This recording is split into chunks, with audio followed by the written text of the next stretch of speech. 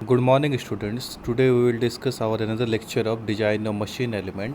और आज हम लोग डिजाइन प्रोसीजर रिवेट जॉइंट्स के बारे में पढ़ेंगे और कुछ एप्लीकेशंस के बारे में उसका पढ़ेंगे। तो जैसा कि हम लोग कल रिवेटेड जॉइंट्स के बारे में इंट्रोडक्शन पढ़े थे कि रिवेटेड जॉइंट्स होता क्या है, उसका क्या क्या टाइप्स होता है, उसको क्लासीफाई कितने टाइप्स में किया जाता है, हर एक का डिजाइन अरेंजमेंट क्या है, रिवेट्स का शेप कैसा होता है, उसका शेप अलग अलग नाम से कैसे हम लोग उसका हेड के अकॉर्डिंग वेरीफाई करते हैं, ये सारे चीज़ के बारे में पढ़े थे। तो आज हम लोग स्टार्ट करते हैं। सबसे पहले जो एप्लीकेशन पार्ट है रिवेटेड जॉइंट्स का वो क्या क्या है। तो आप यहाँ देख सकते हो हम 4 पॉइंट्स नोट डाउन किए हैं। 4 boiler shells and pressure vessels. Boiler shell और प्रेशर वेसल में इसका इस्तेमाल किया जाता है। आपका शिप बिल्डिंग इंडस्ट्री में भी इसका इस्तेमाल किया जाता है। दूसरा आपका है in the structural framework for crane, bridge structure, overhead tank structure etcetera, वहाँ पर भी आपका रिवेटेड जॉइंट का इस्तेमाल होता है। और in the body building frame for car, trucks, बस एट्सेट्रा, ये सब जगह पर भी इसका इस्तेमाल किया जाता है। तो मेनली रिवेटेड जॉइंट का जो एप्लीकेशंस पार्ट है वो बहुत वाइड वैरायटी में फैला हुआ है। ये बेसिक्स है 4 जो मैं आपको नोट डाउन करके दिया हूँ, ये 4 जो मोस्ट वाइडली यूज्ड किया जाता है रिवेटेड जॉइंट्स के रूप में।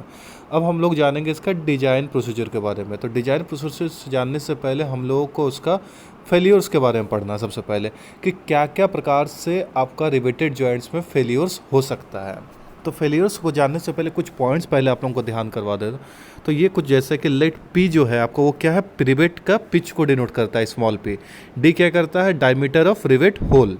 टी क्या है, thickness of plate. Sigma T है आपका permissible tensile stress for the plate material. Tau equals to सेप permissible shear stress for the rivet material. Sigma C सेप permissible crushing stress for the plate material and N equals to number of rivet per pitch length. तो ये इसीलिए इसको पहले note down कर दिया हो, क्योंकि ये सारे टर्म्स का आपका जब आप लोग फेलियर्स के बारे में पढ़ेंगे तो सारा टर्म्स का वहाँ पे यूजेस होगा, मतलब इम्प्लीमेंटेशन होगा। तो इसीलिए ये सारे टर्म्स को आप लोग पहले ही जान जाइए कि किस टर्म्स को हम लोग क्या नाम से जानते हैं। तो सबसे पहला जो पॉइंट है वो है आपका क्या, tearing of the plate across a row of rivet. अगर आपका रिवेट के अक्रॉस अगर प्लेट टेयर गिर जाता है, मतलब किसी भी तरीक़ा से, तो उसके वजह से भी क्या हो सकता है, आपका अल्टीमेट जो जॉइंट है उसमें फेल्योर आ जाएगा, मतलब जॉइंट सही तरीक़ा से अपना प्रॉपर्टी को कंटिन्यूसली रजिस्ट नहीं कर पाएगा। सो अल्टीमेटली उसके वजह से भी कुछ फेलियर्स होता है जिसके बारे में हम लोग जानेंगे। तो ये फेलियर सबसे पहले प्रोड्यूस कैसे होता है, तो due to the tensile strength in the main plate, due to tensile strength in the main plate और कवर प्लेट में tear off across a row of rivet. जो बोलता है कि अगर टेंसाइल स्ट्रेंथ या फिर मेन जो टेंसाइल स्ट्रेंथ आपका जो जनरली प्रोड्यूस होता है मेन प्लेट्स में या फिर कवर प्लेट में, जिसके वजह से आपका क्या होता है, टेयर ऑफ हो जाता है रो ऑफ रिवेट के चारों ओर, मतलब कहीं ना कहीं वहाँ पे कुछ ना कुछ टाइप से आपका लिंकेज होता है और वो जगह आपका कहते कहते टीयर होने लगता है, मतलब फटने लगता है या फिर वो टूटने, ब्रेकिंग प्रॉपर्टीज उसमें आ जाता है। एज सोन इन फिगर, वो फिगर मैं नेक्स्ट स्लाइड में आपको दिखाता हूँ। In such cases we consider only one pitch length of the plate. इस तरह के केसेस में हम लोग क्या करते हैं, एक ही पिच लेंथ का हम लोग सिर्फ रिवेट को कंसिडर करते हैं इस प्रकार से। Since every rivet is responsible for that much length of the plate only, क्योंकि हर एक रिवेट क्या होता है, रेस्पॉन्सिबल होता है उतना ही प्लेट लेंथ के लिए, अदरवाइज वो टेयर ऑफ और ज़्यादा बढ़ जाएगा।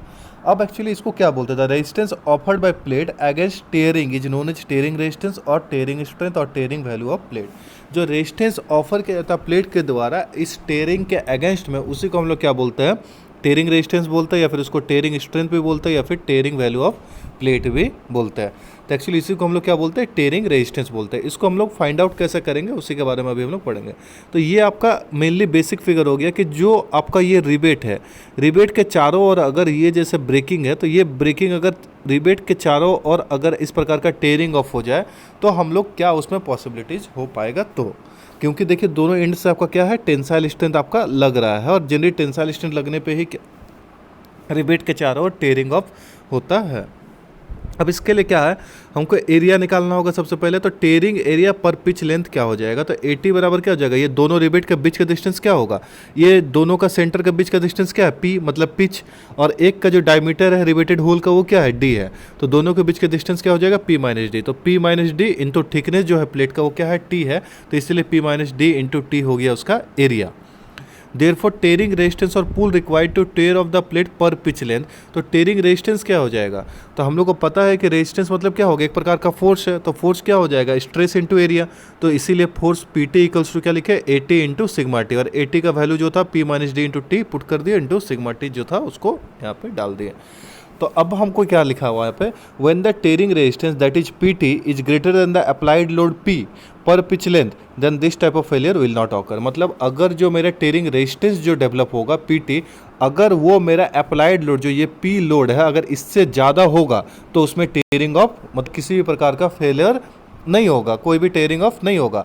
लेकिन अगर ये पी पी टी से ज़्यादा हो जाता है तो वो एक्चुअली आपका फेल हो जाएगा और वो आपका रिवेट का जो जॉइंट है वो टूट जाएगा। ठीक है, नेक्स्ट जो है मेरा फेलियर्स वो है आपका शेयरिंग ऑफ रिवेट। दूसरा आता है आपका क्या, पहला हो गया टेयरिंग ऑफ, दूसरा हो गया shearing of rivet. Shearing of rivet अब क्या होता है, तो the plates which are connected by rivet exert tensile strength on the rivet. Obviously कि जो प्लेट्स जो होता है एक दूसरे के कनेक्टेड में रहता है रिवेट में, वो क्या करता है एक दूसरे के प्रति में टेंसाइल स्ट्रेंथ प्रोड्यूस करता है, एग्जर्ट करता है simply. And if the rivet are unable to resist stress they are sheared off as shown in figure. और अगर ये रिवेट्स उस स्ट्रेस को रेजिस्ट नहीं कर पाता तो वो क्या होता है, सेड ऑफ हो जाता है, मतलब एक दूसरे का पोजीशन से डिफ्लेक्ट कर जाता है। आप देख सकते हो यहाँ पे जो फिगर में है ये एक ही आपका अलाइनमेंट में मतलब एक ही लाइन पे होना चाहिए था, लेकिन देख सकते हैं आप यहाँ पे ये थोड़ा सा सेयर ऑफ हो गया, मतलब ये थोड़ा सा राइटवर्ड डायरेक्शन में शिफ्ट कर गया। यहाँ पर भी आप देख सकते हैं दोनों एक ही लाइन पर लाई नहीं कर रहा, यहाँ पर भी आप देख सकते हैं एक ही लाइन पर लाई नहीं कर रहा। तो शेयरिंग ऑफ का मतलब क्या होता है, due to more amount of stress अगर वो अपना पोजिशन से डिफ्लेक्ट कर जाए। तो अब आता है यहीं पे the resistance offered by rivet to be sheared off is known as shearing resistance और शेयरिंग स्ट्रेंथ और शेयरिंग वैल्यू ऑफ रिवेट। यही जो रेजिस्टेंस जो ऑफर किया जाता है ताकि वो rivet by rivet to sheared off is known as shearing resistance और शेयरिंग स्ट्रेंथ और शेयरिंग वैल्यू ऑफ रिवेट। अब हम लोग देखिए यहाँ पे, it may be noted that the rivets are in single shear in lap joint and in a single cover in butt joint. अब यहाँ देख सकते हैं लैप जॉइंट में वो सिंगल आपका शेयर में है और यहाँ पे आपका सिंगल कवर में है, यहाँ पे एक ही कवर में आपका दोनों टाइप का बट जॉइंट का जो है उसको हम लोग यहाँ पे डिनोट किए हैं। अब आता है आपका शेयरिंग एरिया, इसमें क्या हो जाएगा, तो शेयरिंग एरिया क्या हो जाएगा, जो आपका ये जो शेप है वो क्या है सिलेंडर का, एक सिलेंड्रिकल अरेंजमेंट में, तो पाई एस जो हो जाएगा शेयरिंग एरिया क्या हो जाएगा pi by 4 into D square. अब शेयरिंग रेजिस्टेंस जो निकालना है और pull required to shear off the rivet per pitch length, तो वो क्या हो जाएगा पी एस से उसको डिनोट कर रहा है, चूंकि वो टेयरिंग था हम लोग उसको किस में लिखे थे पी टी से, ये आपका शेयरिंग है तो इसको हम लोग किस में लिख रहे हैं पी एस से। तो पी एस इक्वल्स टू क्या हो जाएगा N into pi by 4 into D square into tau. तो pi by D 4 D square तो एरिया हो गया, टाउ क्या हो गया स्ट्रेस हो गया, तो लोड बराबर एरिया इंटू स्ट्रेस, बस ये एन क्या है तो number of rivet per pitch length, वही हो गया एन। इसको हम पहले भी आप लोगों को इंडिकेट करके वहाँ दिखा दिए थे। तो ये हो गया आपका ओवरऑल शेयरिंग रेजिस्टेंस। अब आता है जब अगर डबल शेयर के केस में आते हैं हम लोग, यानी कि आपका बट जॉइंट में, तो क्या चेंजेस होगा, we know that the shearing area जो हो जाएगा अंडर डबल शेयर में क्या हो जाएगा 2 into pi by 4 D square, अगर डबल शेयर में है। पर इंडियन बॉयलर रेगुलेशन के अकॉर्डिंग जब डबल शेयर में होता है तो उसको हम लोग 2 नहीं कंसिडर करते हुए क्या कंसिडर करते हैं 1.875, मतलब 2 नहीं लेके वहाँ पर 1.875 into pi by 4 into D square हो जाएगा उसका एरिया। अब अगर इसका हम लोग रेजिस्टेंस को निकाला एक्चुअली में, तो ये रेजिस्टेंस कितना हो जाएगा, तो वो ओवरऑल रेजिस्टेंस कितना था आपका N into pi by 4 into D square into tau, तो वो हो जाएगा N into 2 into pi by 4 into D square into tau. और अगर बॉयलर रेगुलेशन जो इंडियन बॉयलर रेगुलेशन उसके अकॉर्डिंग करेंगे तो कितना होगा N into 1.875 into pi by 4 into D square into tau. तो ये अल्टीमेटली हो गया आपका शेयरिंग रेजिस्टेंस। तो अभी वही चीज़ है, when the shearing resistance P S is greater than the applied load P per pitch length then the this type of failure will not occur. Again अगर आपका पी एस जो होगा वो पी से ज़्यादा हो जाएगा तो इस प्रकार का फेलियर ऑकर नहीं होगा। अब आता है तीसरा केस जो क्या है आपका क्रशिंग, मतलब दो चीज़ पढ़े, टेयरिंग ऑफ और दूसरा हो गया आपका शेयरिंग, अभी क्या है क्रशिंग। क्रशिंग क्या होता है, अब sometimes the rivet do not actually shear off under tensile, मतलब अपना पोजीशन डिफ्लेक्ट नहीं करता but are crushed as shown in figure, पर वो क्रश हो जाता है। तो क्रश क्या होता है सबसे पहले आप जानिए, देखिए यहाँ पे ये है आपका क्रशिंग अरेंजमेंट, मतलब वो अपना ही होल जो है उसका डायमीटर को बढ़ा देता है। कभी कभी ऐसा होता है ना कि आप लोग कहीं पे होल करके रिवेट को इनपुट डालते हैं और आफ्टर सम टाइम जब उसमें स्ट्रेस लोड कंटिन्यूसली पड़ते रहता है तो वो होल ऑटोमेटिकली क्या होता है थोड़ा सा बड़ा हो जाता है, और ये बड़ा इसीलिए हो जाता है ड्यू टू द क्रशिंग। तो क्रशिंग का मतलब क्या होता है, अल्टीमेटली अपने चारों ओर इसी एरिया पे ही डिफ्लेक्ट करना, जिसके वजह से उसका जो डायमीटर होता है वो क्या होता है इंक्रीज कर जाता है। तो यहाँ पे क्या है आपका सिचुएशन कि sometimes the rivet do not actually shear off under the tensile stress but are crushed as shown in figure. Due to this the rivet hole becomes of an oval shape and hence the joint becomes loose. इसी की वजह से क्या होता है, आपका जो whole होता है वो क्या होता है, अपना साइज से बड़ा जो होता है वो, जैसे कि सपोज वो राउंड है तो क्या होता है, थोड़ा सा ओवल शेप का हो जाता है, और जिसके वजह से वो जॉइंट क्या होता है, लूज कर जाता है ऑटोमेटिकली। आप लोग अपना जनरल लाइफ में जहाँ पर भी आप लोग रिवेट्स का इस्तेमाल करते हो या फिर नॉर्मल स्क्रूज का भी इस्तेमाल करते हो, वहाँ पर भी आप ये अरेंजमेंट्स को देखो कि आफ्टर समटाइम्स जब वहाँ पे कंटिन्यूसली लोड का इम्पैक्ट होता है तो वो एरिया जो क्या होता है, वो स्क्रूज या फिर वो रिवेट क्या होता है, लूज हो जाता है, क्योंकि उसका जो होल होता है, डायमीटर, वो क्या होता है, बढ़ जाता है। The failure of rivets in such a manner is known as bearing failure. इस प्रकार का जो रिवेट का फेलियर होता है इसको हम लोग क्या बोलते हैं, बेयरिंग फेलियर बोलते हैं। The area which resist is action is the projected area of the hole और rivet on diametrical plane. The resistance offered by rivet to be crushed is known as crushing resistance और crushing resistance और bearing value of rivet. इसी को हम लोग क्या बोलते हैं, क्रशिंग रेजिस्टेंस बोलते हैं, या फिर क्रशिंग रेजिस्टेंस, या फिर बेयरिंग वैल्यू भी बोलते हैं रिवेट का। तो अब आता है इसका हम लोग को फेलियर को कैसे हम लोग कैलकुलेट करेंगे। तो सबसे पहले अगेन फिर हमको एरिया ही निकालना है। तो टोटल क्रशिंग एरिया क्या हो जाएगा, तो इसमें तो आपका सिर्फ और सिर्फ वो अपना पोजीशन से हल्का स्लाइड डिफ्लेक्ट कर रहा है, इसीलिए इसका जो मेरा डायमीटर हो जाएगा वो क्या हो जाएगा, एरिया जो हो जाएगा वो हो जाएगा डायमीटर इंटू थिकनेस, यानी कि डी इंटू टी। और अगर टोटल क्रशिंग एरिया कंसिडर करेंगे तो नंबर ऑफ पिच जितना है इसीलिए, तो N into D into T. अब जो क्रशिंग रेजिस्टेंस निकालना है वो क्या हो जाएगा, रिक्वायर्ड टू पुल। देखिए वहाँ पर क्रशिंग रेजिस्टेंस जो है तो उसको इसीलिए हम लोग किससे डिनोट कर रहे हैं, यहाँ पे पी सी से। तो क्रशिंग रेजिस्टेंस पी सी बराबर क्या हो जाएगा, N into D into T into sigma C. Sigma C क्या है आपका वहाँ पे, क्रशिंग स्ट्रेस है। So again when the crushing resistance P C is greater than the applied load P per pitch length, then this type of failure will not occur. जो मतलब P C अगर P से ज़्यादा हो जाएगा तो इस टाइप का फेलियर आपका नहीं होगा। अब आता है फाइनल फेलियर्स, वो क्या है आपका, tearing of the plate at an edge. वो टेयरिंग ऑफ था, और ये क्या है, अगर किसी भी आपका प्लेट जो है उसका एज से अगर वो टूटना चालू कर दे, टेयर ऑफ होना चालू कर जाए, तब क्या होगा, a joint may fail due to tearing of the plate at an edge as shown in figure. जैसा इस फिगर में दिखाया गया कि उसका जो एज है वहीं से वो टेयर ऑफ होना चालू कर दिया। इसको हम लोग अवॉइड कर सकते हैं by keeping the margin M equals to 1.5 D. अगर हम लोग मार्जिन को 1.5 times of diameter of rivet अगर कंसिडर करते हुए अगर मार्जिन उतना छोड़ेंगे तो D is the diameter of rivet hole, तो फिर वो टेयरिंग ऑफ जल्दी नहीं होगा। तो इसको अवॉइड करने के लिए हमको प्लेट के दोनों ही एंड पे जो मार्जिन छोड़ना वो कितना होना चाहिए, 1.5 टाइम्स ऑफ डायमीटर होना चाहिए। तो ये हो गया आपका टेयरिंग ऑफ एन एज।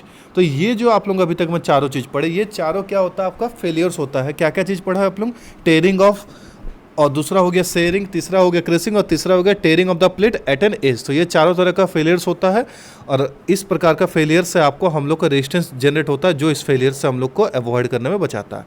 अब आता है एक्चुअली इसी फेलियर से ही हम लोग रिवेटेड का जॉइंट का जो है डिजाइन प्रोसीजर्स, उसको हम लोग एक्यूमुलेट करते हैं। तो कैसे करके हम लोग एक्यूमुलेट करेंगे, देखिए 1 2 3 4 5 और यहाँ पे आप लोगों का ये 6, ये 6 जो हम लोग का है, ये 6 हम लोग को स्टेप उसी के अकॉर्डिंग फॉलो करना है। तो सबसे पहले क्या करना है हमको, फर्स्ट ऑफ ऑल ये डिजाइन प्रोसीजर हो गया आपका। First of all calculate the rivet diameter if not given in millimetre. अगर आपको रिवेट का डायमीटर नहीं दिया हुआ, मतलब स्मॉल डी का वैल्यू अगर नहीं दिया हुआ है, तो सबसे पहले उसको कैलकुलेट करना है। कैसे कैलकुलेट करना है आपको, तो डी इक्वल्स टू 6√अंडर टी। मतलब ये एक फार्मूला है, और ये फार्मूला किसके द्वारा दिया गया, अनविन्स के द्वारा। तो अनविन्स का जो फार्मूला है d इक्वल्स टू 6√अंडर टी, आपको उसका इस्तेमाल करना है। ये चारों स्टेप को आपको लेके d इक्वल्स टू 6 अंडर, ये वाला है आपका 6√t, इसको आपको कंसिडर करना। तो ये अनविन्स का जो फार्मूला है, इस अनविन्स का फार्मूला को आपको कंसिडर करना है। वह t क्या हो जाएगा आपका, thickness of plate greater than 8 millimetre. यहाँ पे एक कंडीशन है कि जो थिकनेस ऑफ प्लेट है जो वो 8 मिलीमीटर से ज़्यादा होना ही चाहिए।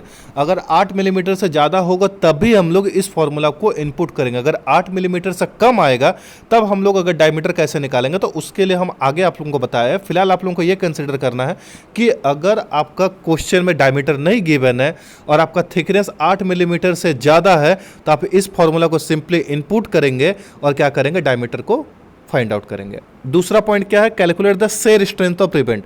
शेयर स्ट्रेंथ निकालने के लिए फॉर्मूला आप लोगों को पहले पढ़ा है failure of P S equal to N into pi by 4 into D square into tau for single shear यानी single cover, where P S equal to 2 into N into pi by 4 into D square into tau for double shear double cover. और अगर आपका triple riveted है तो वहाँ पे N का value को 3 लेंगे, तो एन का value according to number of cover आपका वो वेरी करेगा, और इसी फॉर्मूला से हम लोग क्या निकालेंगे, शेयर स्ट्रेंथ को।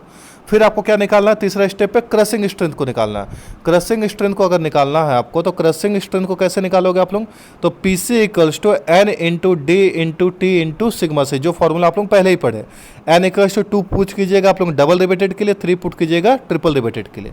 नेक्स्ट चौथा स्टेप में जो है आपको, उसमें आपको क्या कंसिडर करना, now compare the value of P S and P C and equate the value whichever is less with P T. मतलब अभी आपको क्या करना, कंपेयर करना है पीएस और पीसी का वैल्यू को, और उसको आपको which ever is less with PT, मतलब जो कि पीटी से कौन सा कम है। हमको पीएस और ये पीएस का वैल्यू निकाले और ये आपका पीसी का वैल्यू निकाले, दोनों वैल्यू को हम लोग को पहले निकाल लेना, कंपेयर करना है और इक्वेट करना है कौन सा वैल्यू जो है पीटी से कम हो रहा है, which ever less with PT. अब हम लोग पहले पीएस और PC which ever is less, दोनों में से जो लेस होगा, पीएस का वैल्यू भी फाइंड आउट करेंगे, पीसी का वैल्यू भी फाइंड आउट करेंगे। इनमें से दोनों में से जो वाला कम होगा उसको हम लोग किससे कंपेयर करेंगे, पीटी से, मतलब टेयरिंग वाला स्ट्रेंथ के साथ में हम लोग उसको कंपेयर करेंगे। और क्या करेंगे, वैल्यू ऑफ पीएस और पीसी विच इज लेस, अब जो भी वैल्यू पीएस और पीसी में से कम होगा उसको फिर इस फॉर्मूला के साथ कंपेयर कर लेंगे, जो कि पीटी का था, वो क्या था, P minus D into T into sigma T. और ये फॉर्मूला किसका था, पीटी का फॉर्मूला था। अल्टीमेटली हम लोग को इस फॉर्मूला से निकालना है। और फाइनल स्टेप पे क्या करना है, एफिशिएंसी निकालना। तो एफिशिएंसी बराबर हो जाएगा P minus D by P, where P equals to pitch and D equals to diameter of rivet. तो यहाँ से हम लोग को इस फॉर्मूला से फाइनली हमको निकालना है आपका एफिशिएंसी को। तो ओवरऑल जो डिजाइन प्रोसीजर है उसमें आपको 6 स्टेप फॉलो करना है। अगर एक्यूमुलेटली बोले तो 5 ही स्टेप, उसमें सबसे पहले आपको डायमीटर निकालना है, नेक्स्ट आपको शेयरिंग स्ट्रेंथ निकालना है, नेक्स्ट क्रशिंग स्ट्रेंथ निकालना है, फिर चेक करना है कि शेयर स्ट्रेंथ और क्रशिंग स्ट्रेंथ में से कौन सा मिनिमम वैल्यू है। जो मिनिमम होगा उसको हमको पीटी के साथ इक्वेट करना है, और पीटी के साथ इक्वेट करने के बाद इस इक्वेशन में जो भी वैल्यू जाएगा उसको हमको निकाल लेना है, और उसके बाद उसको हम लोग एफिशिएंसी को निकालना P minus D by P का फॉर्मूला से। तो ये ओवरऑल आपका तरीका हो गया डिजाइन प्रोसीजर फॉर क्या, रिवेटेड जॉइंट। अब हम लोग इसका जो एफिशिएंसी होता है उसको अलग से हम बता दे रहे हैं कैसे आप लोगों को निकालना है। तो ये एफिशिएंसी जो निकालने का तरीका है देख लो यहाँ पे। तो ये देखिए, the efficiency of a riveted joint is defined as the ratio of strength of riveted joint to the strength of unriveted और सॉलिड प्लेट। एफिशिएंसी क्या होता है रिवेट जॉइंट का, ratio of strength of riveted joint to the strength of unriveted joint और solid plate. We have already discuss the strength of riveted joint क्या होगा, least of PT PS and PC. मतलब जो आपका strength होगा क्या होगा, ये तीनों वैल्यू में से जो सबसे कम होगा वही उसका स्ट्रेंथ होगा। और स्ट्रेंथ ऑफ अनरिवेटेड और सॉलिड प्लेट पर पिच लेंथ क्या हो जाएगा, P equals to P into T into sigma T. तो एफिशिएंसी जब निकालेंगे तो एफिशिएंसी क्या हो जाएगा, इतना बाई इतना, मतलब least of P T into P T P S and P C में से जो लिस्ट होगा divided by P into T into sigma T. P क्या है, पिच है, टी थिकनेस और sigma T permissible tensile strength of plate material. तो ये हो गया आपका एफिशिएंसी निकालने का तरीका। एक चीज़ अभी आप लोगों का बच जाता है कि हम यहाँ पे आप लोगों को डिस्कस किए थे कि डायमीटर तभी लेंगे हम लोग यहाँ पे अनविंस फार्मूला, जब डायमीटर जो होगा आपका वो 8 मिलीमीटर से ज़्यादा होगा।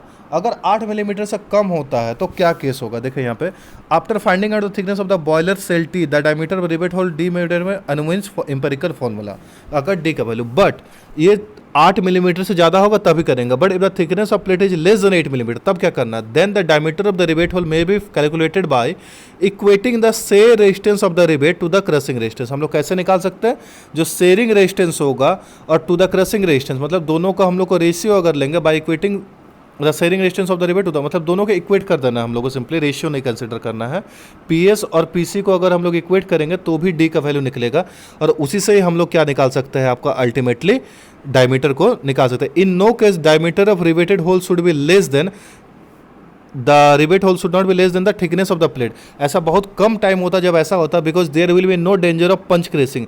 The following table for rivet diameter corresponding diameter of rivet hole, ये पे आपका डायमीटर जो है वो अलग अलग डायमीटर के अकॉर्डिंगली गिवन हुआ है कि क्या क्या वैल्यूज आप लोग अप्रोक्सीमेटरी वैल्यूज होता है। बेसिक साइज ऑफ रिवेट और रिवेटेड होल का डायमीटर क्या होगा, 12 है तो 13, 14, 15, 16, 17, इस प्रकार का एक डायमीटर दिया हुआ, ये रेफरेंस के लिए है। तो अगर आपका डायमीटर 8 मिलीमीटर से ज़्यादा तो सिंपली अनविंस का फॉर्मूला इसको इनपुट करोगे, अगर नहीं है तो क्या करेंगे, करेंगे, पीएस और पीसी को क्या करेंगे, इक्वेट करेंगे और टी का जो आपका डी का वैल्यू है उसको हम लोग क्या करेंगे, फाइंड आउट करेंगे। तो ये हो गया आपका ओवरऑल डिजाइन प्रोसीजर किसके लिए, आपका रिवेटेड जॉइंट्स के लिए। सिंपली आपको चारों फेल्यूर्स के बारे में सबसे पहले पढ़ना है और आपको 3 चीज़ निकालना है, पीटी, पीएस एंड पीसी, और आपको एफिशिएंसी निकालना है। अगर आप ये सारी चीज़ निकाल दे तो अल्टीमेटली आपका वो डिजाइन कंप्लीट हो जाएगा रिवेटेड जॉइंट का। आई होप आप लोगों को ये सारा चीज़ समझ में आ गया। नॉनदलेस अगर आप लोगों को कोई डाउट है तो you can ask me, I will let you clear all your doubts. Thank you for attention in the class.